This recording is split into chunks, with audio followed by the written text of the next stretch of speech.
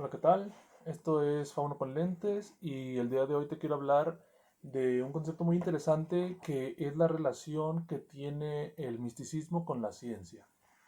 Para hablar de esto me basé en la visión de un autor que escribió un libro muy interesante que se llama El Tao de la Física, ¿no?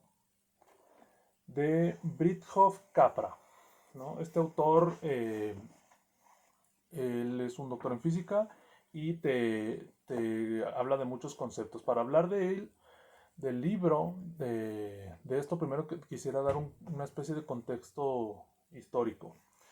La ciencia, formalmente dicha, o mejor dicho, la separación de la ciencia y la filosofía natural, se da en el periodo de la Ilustración como tal. La Ilustración de una corriente filosófica y pues posteriormente científica del siglo XVIII tiene la necesidad de separar el conocimiento científico o predictivo y comprobable del conocimiento incomprobable o que no se puede comprobar. Esta visión eh, viene dada por todo el pensamiento mágico y superstición que ya arrastraba Europa desde siempre, pero más enfáticamente desde el medievo. Posteriormente se fue refinando en el Renacimiento, en el Barroco un poco más, hasta que llegó a la Ilustración finalmente a separarse. Entonces los filósofos naturales ya estudiaban el entorno en el que estaban, pero como tal los científicos ya lo comprobaban, ¿no? Se ha dicho que el término moderno de ciencia hace referencia al conocimiento como tal y no a la búsqueda de ese conocimiento, ¿no? Entonces, anteriormente pues se sabe que la ciencia y la filosofía natural no tenían distinción. El autor del libro comienza a hablarte de las corrientes de pensamiento de Oriente, entre ellas el budismo, por ejemplo, el hinduismo y entre ellas también, como su título lo pone, el taoísmo. Para el autor, la física clásica, la física mecanicista, la física que intentaba predecir que era predictiva, una física predictiva, creía saber que mientras más preceptos del universo conociera, más podía, como tal, predecir. Entonces, si no conocía el universo por completo, era porque no conocía las causas que lo detonaban.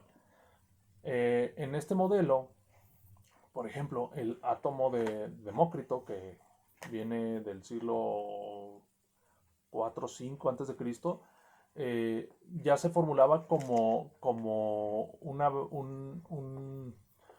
una pieza que daba función a toda la materia. O sea, átomo significa indivisible. Toda la materia se formaba de las mismas estructuras. En este caso, pues el átomo de Demócrito no tenía vacío. Pero hasta el siglo XIX se formula el nuevo modelo del átomo, ¿no? Lo que se creía era un átomo muy parecido al átomo, al modelo, perdón, del sistema solar, ¿no? Era un átomo parecido a esto, con un núcleo, ¿no? Compuesto de neutrones y protones y con partículas que son los electrones girando en orbitales en torno al núcleo, ¿no? Un modelo muy predecible, un modelo muy mecanicista, muy mecánico, ¿no? Hasta el siglo XX. En el siglo XX, el átomo sufre una serie de modificaciones con la teoría cuántica.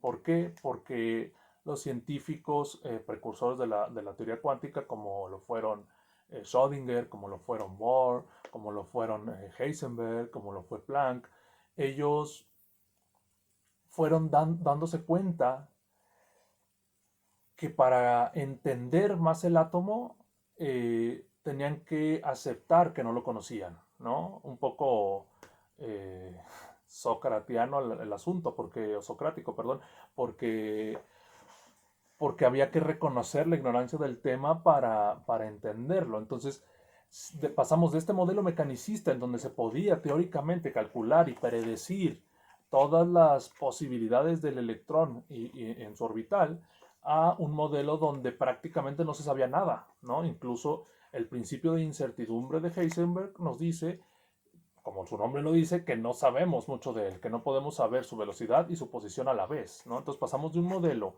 predictivo, de un modelo clásico, de un modelo determinado, concreto, a un modelo de especulación, donde podríamos saber aproximadamente dónde está el electrón en torno al núcleo, ¿no? Entonces, aquí el autor pone unos dibujos, dice modelos visuales de patrones de posibilidad. Entonces, un átomo sería algo más parecido a esto, diferentes átomos, ¿no? De dónde podrían estar en determinado punto los electrones, pero no de dónde están. Esto nos sirve como marco de referencia para entender lo que el autor quiere expresar, cómo quiere vincular el misticismo de cierta manera a la ciencia, que obviamente es divulgación, ¿no? Él te dice, te pone como ejemplo el Tao Te Ching, el libro escrito por Lao Tse, ¿no? Si es que se pronuncia así. El Tao Te Ching comienza con varios preceptos. De los primeros es el Tao, que puede ser nombrado, no es el verdadero Tao. Entonces, Lao Tse, al igual que Sócrates en Occidente, ya está aceptando su propia ignorancia. La frase atribuida a Sócrates es yo solo sé que no sé nada, ¿no? Entonces, estos autores, estos filósofos, estos eruditos, parten de la premisa de reconocer su propia ignorancia, que es un poco, de cierta manera, lo que hace la ciencia del siglo XX, reconocer que no sabe muchísimas cosas del modelo atómico, a diferencia de la física clásica. Estos autores parten desde ahí. Entonces, el autor del libro te está diciendo que mientras más avanza la ciencia, es decir, mientras más reconoce que no sabe en un modelo clásico eh, del universo, pues más se acerca de cierta manera a la incertidumbre del misticismo.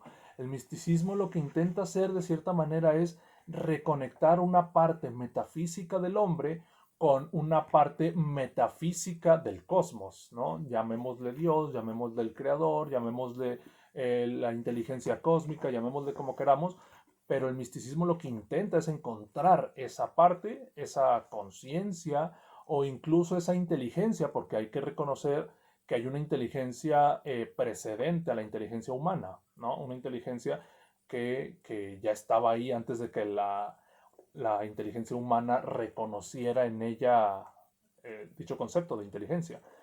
Entonces, el misticismo lo que hace es reconocer su ignorancia del tema de cierta forma para intentar conocer en primer lugar. El primer paso para conocer es reconocer mi ignorancia, ¿no?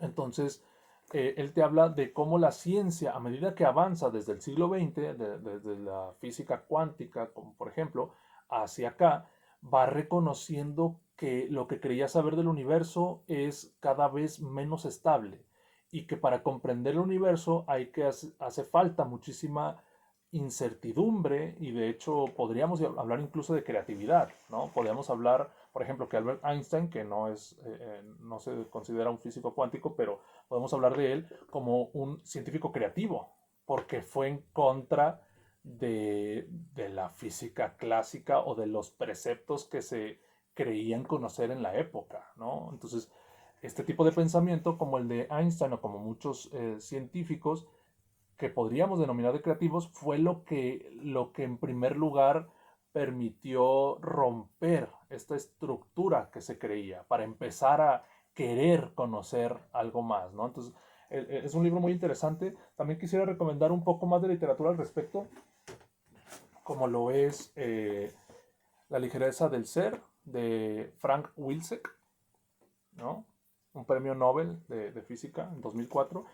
Y sobre todo un libro que a mí me pareció un tanto más difícil, pero que también lo recomiendo para entender o para tener más bien un acercamiento. Todos estos libros son de divulgación. Un acercamiento más a esta percepción que es la totalidad y el orden implicado. Es una recomendación que yo le puse. De David Bohm, ¿no? Un científico que de hecho tuvo varias conversaciones con un místico como Krishnamurti, ¿no? Famoso por eso también, y cómo estas mentes científicas se han acercado de cierta manera al pensamiento místico, aunque no diría yo que fusionado, pero acercado, ¿no? Entonces esta divulgación creo que es muy importante para conocer un poco esos temas, ¿no? Muchas gracias por escucharme, suscríbete, dale like y recomiéndame con la gente que puedas, ¿no? Muchas gracias.